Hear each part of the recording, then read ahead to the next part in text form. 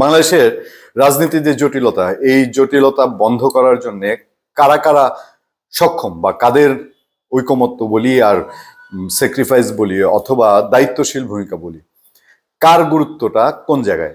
আচ্ছা, সেই প্রসঙ্গে যাব। তার আগে একটু মনে করে দিই আপনাদেরকে যে ঈদের আগে থেকে, এই রোজার ঈদের আগে থেকে আমি বারবারই বলছি যে ঈদের পর বাংলাদেশের রাজনীতিতে কিছু বড় ঘটনা ঘটবে এবং এর একটা ইন্ডিকেশন আমি দিই। ইন্ডিকেশনটা হচ্ছে বিএনপি প্রধান উপদেষ্টা ডক্টর মোহাম্মদ ইউনূসের সঙ্গে দেখা করবে।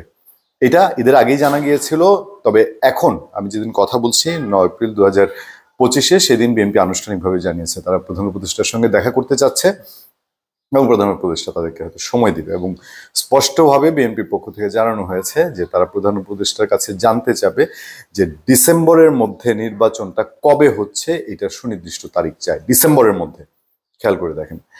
এবার আসেন এই নির্বাচন কেন্দ্রিক বা বাংলাদেশে এখন যে পরিস্থিতি, কেউ বলে নির্বাচন চায় না এই সরকার, কেউ বলে নির্বাচন যেন না হয় এটার জন্য সরকারের ভেতরেই একটা অংশ কাজ করছে, সরকারের বাইরেও একটা শক্তিশালী অংশ আছে এনসিপি। তো এগুলো যতটা না গুরুত্বপূর্ণ, তার চেয়ে কি গুরুত্বপূর্ণ ইস্যু বাংলাদেশে এখন বিএনপি, বাংলাদেশ জাতীয়তাবাদী দল বিএনপি, তারপর বর্তমান সরকার অন্তর্বর্তীকালীন সরকার, তারপর জামাতে ইসলাম, তিনটা, আর পরোক্ষভাবে রাজনীতির মাঠে থাকুক আর না থাকুক আওয়ামী লীগ একটা ফ্যাক্টর কিনা। কারণ আওয়ামী লীগ বিহীন নির্বাচন এটা রাজনীতির অনেক বড় তর্ক বিতর্ক। আওয়ামী লীগকে নির্বাচন যে করতে দিতে চায় না সরকার, তারা আনুষ্ঠানিকভাবে ঘোষণা না করলেও এটা মোটামুটি পরিষ্কার। এই যে সবশেষ আমরা গতকালও আপনাদেরকে একটা কন্টেন্টে বলেছি, সিরাজগঞ্জের তারাশের এমপি তিনি এক বিস্ফোরক মামলায় জামিন পেলেন, জেল থেকে বের হলেন। দেখেন এই উদাহরণগুলা কি হবে, মানে এগুলো ভবিষ্যতের জন্য রাজনীতির জন্য কতটা মঙ্গল হবে। এই সরকার কেন এই ঝুঁকিগুলো নিচ্ছে আমি ঠিক বুঝি না। সে এমপি জেল থেকে জামিন পেয়ে বের হলেন, 4-5 জন লোক এসে তাকে মারধর করে কলার টলার টেনে ধরে হেনস্থা করে তাকে আবার পুলিশ তুলে নিল, বললো যে তার নিরাপত্তার জন্য তুলে নেওয়া হয়েছে, এরপরে আবার তারে মামলা দিয়ে জেলে পাঠিয়েছে। এটা আওয়ামী লীগ বিএনপির সাথে করেছে, বিএনপি আওয়ামী লীগের সঙ্গে করেছে, ফলাফল ভালো হয়নি। কিন্তু একটা অন্তর্বর্তীকালীন সরকারের সময়ে এটা আইনের ধারাবাহিকতার জন্য কতটুকু মানে স্বাভাবিক একটা জিনিস। যাই হোক, এই প্রসঙ্গে যেতে যাচ্ছি। এই যে পরিস্থিতি, এই পরিস্থিতির মধ্যে বিএনপির একটা শক্তিশালী ভূমিকা। এই যে বিএনপি এখন নেমেছে, তারা বলছে এবার আন্দোলনেও তারা যাবে। একটা কথা ঠিক, আমরা এখনো মনে করিয়ে দিই যে বর্তমান সরকারের সাথে বিএনপি চূড়ান্ত কোনো বাজাবাজিতে যেতে চায় না।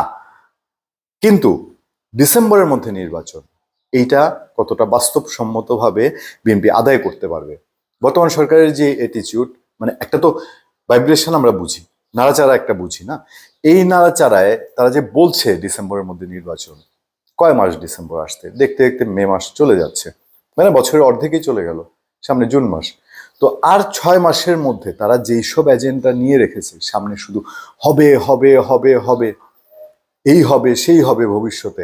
এখন সংস্কারের কি, যে আজকে যেটা বিএনপি ব্রিফিং করেছে সেখানেও তারা সংস্কার নিয়ে তাদের বেশ কিছু দ্বিমতের কথা বলেছে।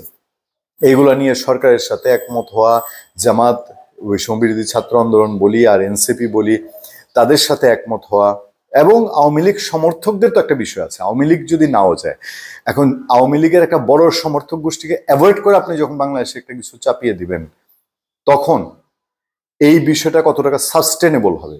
মানে এই দেশ থেকে একটা অংশকে তো আপনি পুরোপুরি বিদায় করে দিতে পারছেন না।